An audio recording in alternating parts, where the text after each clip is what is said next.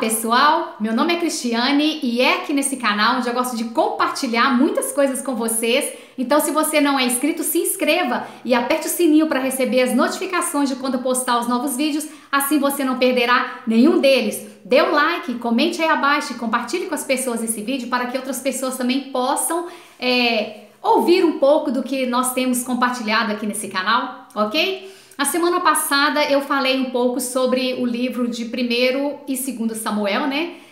Sobre a vida de Davi, sobre as dificuldades desse grande homem de Deus que ele enfrentou, né?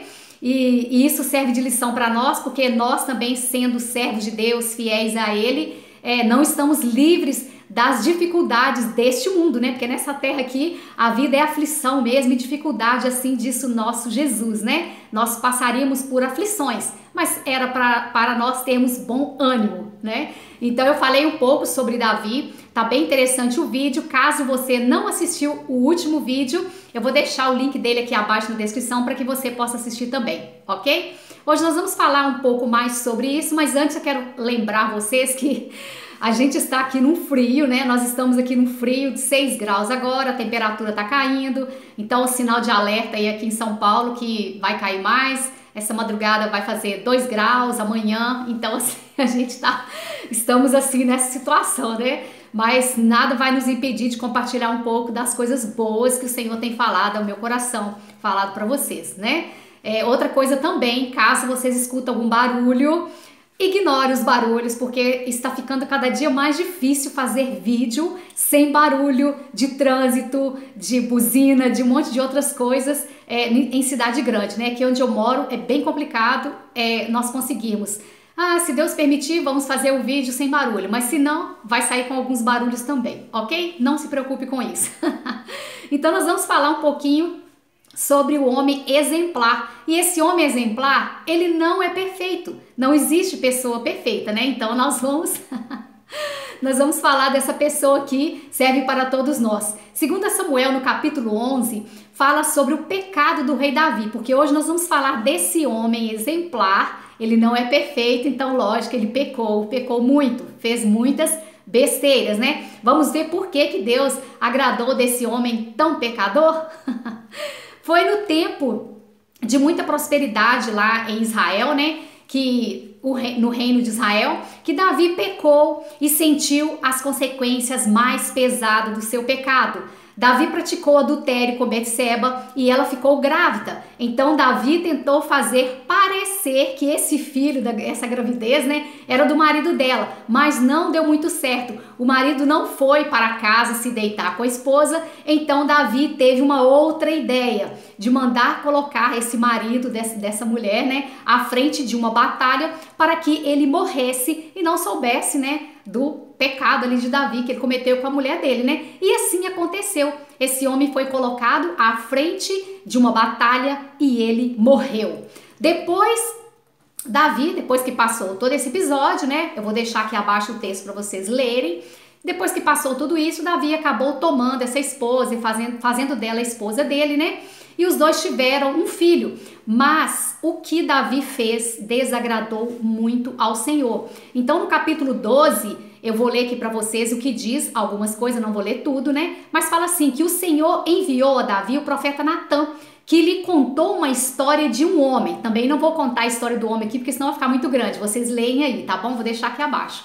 No final dessa história que Natã contou para Davi, essa história nada mais retratava a vida errada de Davi. E ele, Davi, entendeu o recado do Senhor, né? Disse o profeta Natã a Davi: você é este homem, Davi. Disse o Senhor: eu ungi o rei, e ungi você a rei de Israel, e o livrei das mãos de Saul. Por que você desprezou a palavra do Senhor, fazendo o que ele reprova? Você matou Urias e ficou com a mulher dele. Por isso, a espada nunca se afastará de sua família. Assim diz o Senhor: de sua própria família trarei desgraça sobre você. Tomarei as suas mulheres diante dos seus próprios olhos e as darei a outro homem, e ele se deitará com elas em plena luz do dia. Então Davi disse a Natã: pequei contra o Senhor. E Natã respondeu: o Senhor perdoou o seu pecado, Davi. Você não morrerá. Entretanto, uma vez que você insultou o Senhor, o menino morrerá. O filho da gravidez lá, né? Com essa mulher. Depois que Natã foi para casa, o Senhor fez adoecer o filho que a mulher de Urias dera a Davi. Preste bem atenção nisso aqui. Depois que Natã foi para casa, o Senhor fez adoecer o filho que a mulher de Urias dera a Davi. O Senhor que colocou essa doença, gente. Davi implorou a Deus e em favor da criança e jejuou e passou a noite deitado no chão. Os oficiais do palácio tentaram fazê-lo comer, mas ele não comeu, não adiantou nada. Ele ficou em jejum e deitado no chão. 7 dias depois, ou seja, 7 dias ele ficou nesse lamento, jejuando, deitado no chão, prostrado, orando, sofrendo, chorando, né? 7 dias depois, a criança morreu. Os conselheiros de Davi ficaram com medo de dizer-lhe que a criança estava morta e comentaram: enquanto a criança ainda estava viva, falamos com ele e ele não quis nos escutar. Como vamos dizer-lhe que a criança morreu? Ele poderá cometer alguma loucura. Davi percebeu que os seus conselheiros cochichavam entre si e compreendeu que a criança estava morta e perguntou: a criança morreu? Sim, responderam eles. Então Davi levantou-se do chão, lavou-se, perfumou-se e trocou de roupa. Depois entrou no santuário do Senhor e o adorou. E voltando ao palácio, pediu que lhe preparasse uma refeição e ele comeu. Seus conselheiros lhe perguntaram: por que você age assim, Davi? Enquanto a criança estava viva, jejuaste e choraste, mas agora que a criança está morta, te lavastes e comeste? Perguntou para ele por que ele fez isso, né? Que atitude estranha. Ele respondeu: enquanto a criança ainda estava viva, jejuei, chorei, porque eu pensava: quem sabe, talvez o Senhor tenha misericórdia de mim e deixa com que essa criança viva. Mas agora que ela morreu, por que deveria jejuar? Poderia eu trazê-la de volta à vida? Eu irei até ela, ela não voltará para mim. Depois que a mulher ficou viúva, né? Então, voltando aqui, eu li o texto, né? E então foi isso que aconteceu com Davi. Então, depois que essa mulher ficou viúva, Davi se casou com Betseba, né? Tentou consertar esse erro, né? Que ele cometeu de pegar uma mulher, né? Fora do seu casamento. Então, ele tentou consertar, casou com essa mulher. E sim, ele se arrependeu depois de tudo isso e o texto é bem claro, né? Falando sobre isso, ele sentiu na pele, ele chorou, ele jejuou, ele lamentou, ele implorou o Senhor, mas não adiantou. O Senhor perdoou o pecado de Davi, mandou Natã falar para ele que perdoava o pecado dele, mas porque Davi errou, ele fez o que Deus não gostava, então ele ia matar essa criança. E o Senhor adoeceu, porque às vezes as pessoas falam assim: ah, mas Deus não mata, Deus não adoece as pessoas, Deus não faz algo de mal para a pessoa. Deus faz sim. Quando ele fala para nós não fazermos algo e nós desobedecemos, ele pode sim colocar uma enfermidade, pode enviar alguém para nos matar, pode fazer um monte de outras coisas que nós não pensamos que Deus faria, né? Para o desobediente, o Senhor faz sim. Então isso chama muito a nossa atenção, né? E faz com que nós venhamos olhar mais um pouco para a palavra do Senhor e estudar para aprender aquilo que o Senhor pode fazer. Na verdade, ele pode fazer qualquer coisa, mas aquilo que nós pensamos assim: ah, Deus não faz, muitas vezes ele faz, é porque nós não lemos a palavra e não compreendemos. Então, Davi pagou pelo seu erro, ele sofreu muito, ele fez de tudo depois que ele pecou e viu: poxa vida, eu errei mesmo, eu entristeci o coração do Senhor e eu vou começar a orar, vou jejuar, pedir para que ele curasse. Quem sabe, né, ele cura o nosso filho, né? E só que o Senhor não permitiu. O Senhor falou: não vou curar, você vai pagar por isso, né? Então, depois que essa mulher ficou viúva, né, que ele mandou o homem o esposo dessa mulher ficar de frente, em linha de frente na guerra para morrer, e aí, por quê? Porque não queria que o marido da mulher soubesse que Davi, sendo rei, adulterou com a esposa dele, ainda teve um filho. Então ele tentou fazer o marido ir para casa, se deitar com a mulher, para que a mulher parecesse ali, né, que a gravidez fosse do marido, e ele não conseguiu. Depois vocês leem o texto, tá? Porque senão fica muito grande aqui o vídeo, mas eu vou deixar aqui para vocês. Esse marido não foi para casa. Então, por isso ia dar muito na cara, né? E o marido ia descobrir que essa criança não era dele, que era do rei. A conversa ia chegar no ouvido dele. Então, ele colocou esse homem em linha de frente na guerra para que ele morresse, e ele morreu. Depois que a mulher ficou viúva, ele pensou, vou casar com essa mulher, vou tentar consertar a bobagem que eu fiz, né? E sim, ele fez isso, né? E casou com essa mulher, teve uma vida com ela, né? E ele sim arrependeu verdadeiramente, Deus perdoou, e teve, só que as consequências do pecado ficou, né? Não só de Deus levar essa criança e dele perder também o amigo dele, porque Urias era amigo dele, né? De deixar a esposa triste, né? Mas aconteceram muitas consequências, porque depois que Davi, que ele perdeu esse filho, que ele casou, né? Tomou a mulher como esposa dele, na verdade. Ele teve o outro filho, né? Essa mulher engravidou dele e deu à luz Salomão, que foi o herdeiro do trono de Israel, né? Mas as consequências pelo pecado de Davi puderam ser vistas claramente em toda a história de Israel. Davi foi citado, na verdade, até no Novo Testamento, né? Como um homem exemplar, mas ele não foi perfeito. Porém, esse homem, Davi, tinha temor a Deus, e isso agradou o Senhor, pois Deus sabe, né, que o homem é falho e que nem todos os homens são fiéis a ele, por isso não se arrependem de verdade. O rei Davi foi citado inúmeras vezes na Bíblia, não só no Antigo Testamento, como também no Novo, assim como eu disse, né? E alguns versículos aqui que é citado o nome de Davi, está em Apocalipse 22:16, diz assim, Jesus disse, né? Eu sou a raiz e geração de Davi. Então, depois de tudo isso, o Senhor ainda foi citado na Bíblia, o Senhor permitiu que ficasse na Bíblia os versículos do Novo Testamento também, né? Para nós vermos que realmente Davi foi um homem chamado segundo o coração de Deus. Em Atos 13:22 diz assim, depois de rejeitar Saul, Deus levantou Davi como rei, dando suas aprovações com as seguintes palavras. Encontrei em Davi um homem segundo o meu coração. Isso foi Deus falando. Ele fará tudo o que desejo. Então Deus escolheu sim Davi, porque Davi se arrependeu. E no Salmo 51, temos a prova do arrependimento genuíno de Davi, né? Pelos erros dele, os erros que ele cometeu. Além do pecado de adultério, né? Davi matou o marido para que ele não soubesse do caso ocorrido, né? E depois acabou tendo essa mulher com o filho dele, para ele, né? Como esposa, porém não saiu do jeito que ele queria, né? Deus matou o filho gerado, né, no pecado. Muitas pessoas, então, gente, vivem perguntando por que então Deus chamou Davi como um homem segundo o coração de Deus, já que ele cometeu um dos pecados que Deus mais condena, que é o adultério. E com certeza a resposta, eu entendo que foi porque Deus viu literalmente o que estava no coração de Davi. Davi tinha temor a Deus e era sincero, fiel, adorador, humilde, e por isso reconheceu quando errou e se arrependeu de verdade e não mais cometeu aquele pecado. O que Davi fez? Ele orou, chorou, implorou ao Senhor, quando o filho estava ali para morrer, doente, né?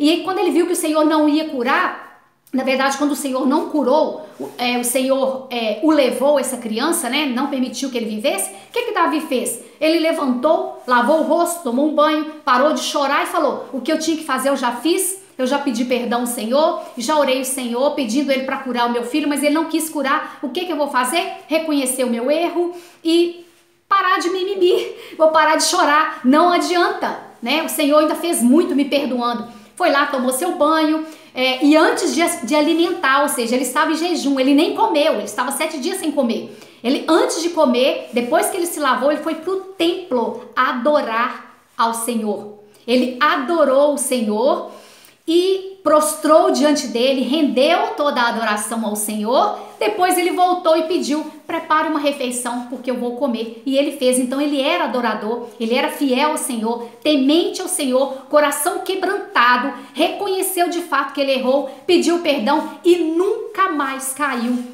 nesse pecado. Então, gente, a nossa boca pode dizer, estou arrependido, mas no coração não haver arrependimento de verdade. Isso pode acontecer, né? Muitas pessoas falam que se arrependeram, mas só de palavras, porque volta a cometer os mesmos erros, os mesmos pecados. Arrepender é reconhecer o erro e não mais cometê-lo, não voltar atrás, não viver cometendo as mesmas falhas. Deus conhece o nosso coração e sabe quando nós nos arrependemos de verdade. Ele sabe quando estamos lutando para não mais cair nesse pecado.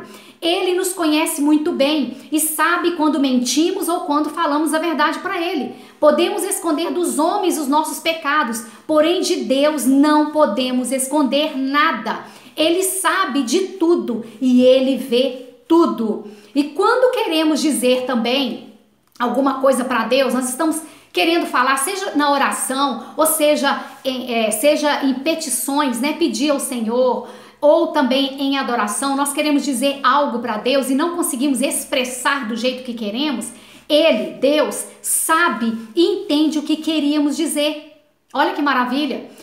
Foi Ele quem nos fez. Então, por isso Ele nos conhece muito bem. Não adianta nós querermos esconder o nosso pecado, a nossa falha dele, pensando que Ele vai fazer vista grossa. Não, Ele nos formou, Ele nos criou, então Ele nos conhece, sabe que somos pecadores, sabe que nós não seremos perfeitos jamais, mas Ele também conhece o nosso coração quando nós erramos e nós pedimos perdão de verdade. É por isso que eu, Cristiane, tenho muito medo de pecar contra o Senhor, porque eu sei que Ele me conhece de verdade. E por isso que eu me esforço para não cair no pecado, porque eu sei que eu estarei desagradando profundamente o meu Deus. Então, quando eu erro, eu peço perdão ao Senhor de coração e tento não cair mais naquele erro. Porque se eu peço perdão hoje de um pecado de adultério, de um pecado de mentira, de roubo, seja o que for, peço perdão hoje, amanhã eu caio de novo, amanhã eu peço perdão de novo, caio novamente, isso não é arrependimento, isso é remorso. Eu estou pedindo perdão ao Senhor para livrar a minha consciência, para tirar da minha mente. Só isso, porque é só de boca, só de palavras, não houve arrependimento de verdade. Arrependimento de verdade é você pedir, Senhor, eu te peço perdão por esse pecado, por esse erro que eu cometi, e você nunca mais voltar a cometer esse pecado. É fugir da aparência do mal para que você não caia novamente. A pessoa que tem essa dificuldade, essa facilidade, na verdade, de cair no pecado de adultério, vamos dar um exemplo que é o pecado aqui de Davi. Eu tenho dificuldade de cair com mulher, adultério, prostituição, alguma coisa. Então você tem que fugir da aparência, porque isso é um mal para você e você não vai conseguir ficar ali o tempo todo perto sem cair. Para de ficar olhando as mulheres, para de ficar olhar os homens. Para de olhar para aquilo que te faz pecar, saia de perto, fuja da aparência do mal. Isso está na palavra do Senhor. O Senhor deixou para nós, Ele já sabia que nós íamos pecar, que nós somos falhos, que nós não conseguimos ser santos o bastante para não pecar, para esfregar o pecado em nós e não cair no pecado. Então, fuja da aparência do mal, saia de perto dele. E se algum dia você cair uma vez num pecado, principalmente pecado de adultério, que o Senhor condena tanto, então você peça perdão ao Senhor e nunca mais caia nesse pecado. Isso é arrependimento. Agora pede perdão hoje, cai amanhã, pede perdão amanhã, cai depois da manhã, isso não é arrependimento. Eu sinto muito, mas é o que a palavra de Deus fala para nós. Gente, o Senhor nos conhece muito bem e Ele sabe, antes que nós falemos alguma coisa, Ele já sabe. Então, se eu não consigo expressar uma adoração ao Senhor do jeito que eu gostaria, Ele conhece meu coração. Se eu também falo a verdade e a mentira, Ele também conhece meu coração. Então, Salmo 139, versículo 4 diz: antes mesmo que a palavra chegue à minha boca, Tu conheces, Senhor. Olha que maravilha! E o Salmo 51 é falando sobre o arrependimento de Davi. Eu gostaria de ler para vocês aqui, agora eu vou ler na Bíblia, porque me chama muita atenção esses versículos do arrependimento de Davi. Ele fala dessa forma: tem misericórdia de mim, ó Deus, por teu amor, por tua grande compaixão, apaga as minhas transgressões, lava-me de toda a minha culpa e purifica-me do meu pecado, pois eu mesmo reconheço as minhas transgressões e o meu pecado sempre me persegue. Contra ti, só contra ti pequei e fiz o que tu reprovas, de modo que justa é a tua sentença e tens razão em condenar-me. Sei que sou pecador desde que nasci. Sim, eu reconheço, desde que concebeu a minha mãe sou pecador. Sei que desejas a verdade no íntimo e no coração me ensinas a sabedoria. Purifica-me com isopo e ficarei puro. Lava-me e ficarei branco como a neve e serei como ela. Faze-me ouvir o teu novo júbilo de alegria e os ossos que me esmagaste exultarão. Esconde o rosto dos meus pecados e apaga todas as minhas iniquidades. Cria-me, ó Deus, um coração puro e renova-me em mim um espírito inabalável. Não me expulse da tua presença. A preocupação de Davi era tanto do Senhor expulsar ele, né? Nem me retire de mim o teu Espírito Santo. Devolva-me a alegria da tua salvação, porque ele ficou muito triste quando pecou. E sustenta-me com teu Espírito. Estou pronto a obedecer. Então ensinarei os teus caminhos e aos transgressores, para que os pecadores se voltem para ti. Livra-me da culpa dos crimes de sangue, ó Deus, meu Deus, da minha salvação, e a minha língua aclamará a tua justiça. Ó Senhor, dá palavras aos meus lábios, e a minha boca anunciará o teu louvor. Não te deitas em sacrifícios, nem te agradas em holocausto, senão eu o trairia. Os sacrifícios que agradam a Deus são um espírito quebrantado, um coração quebrantado e conflito, ó Deus. Não desprezarás. Por tua boa vontade, faz Sião prosperar, ergue os muros de Jerusalém. Então te agradarás dos sacrifícios sinceros, das ofertas queimadas e dos holocaustos, e novilhos serão oferecidos sobre o teu altar. Olha que lindo o versículo 17. Os sacrifícios que agradam a Deus são um espírito quebrantado, um coração quebrantado e contrito. Ó Deus, não desprezarás. Então, essa foi a oração de Davi, que eu acho assim perfeito para nós seguirmos meditarmos nessa oração, que o Davi foi quebrantado pelo Senhor, ele sentiu o pecado e ele fez dessa angústia, dessa tristeza, não uma desculpa para continuar pecando igual muitas pessoas fazem, mas ele levou isso ao Senhor, pediu perdão, se arrependeu, adorou o Senhor e continuou sendo fiel ao Senhor.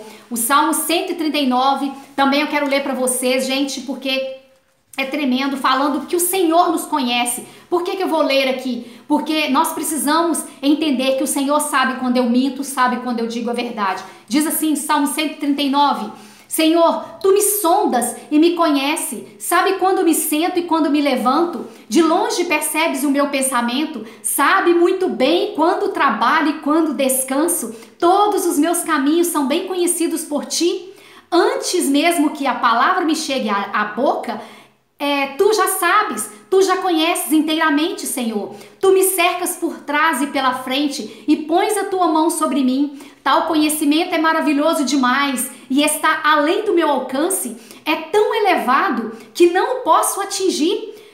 Para onde poderei escapar eu do teu espírito?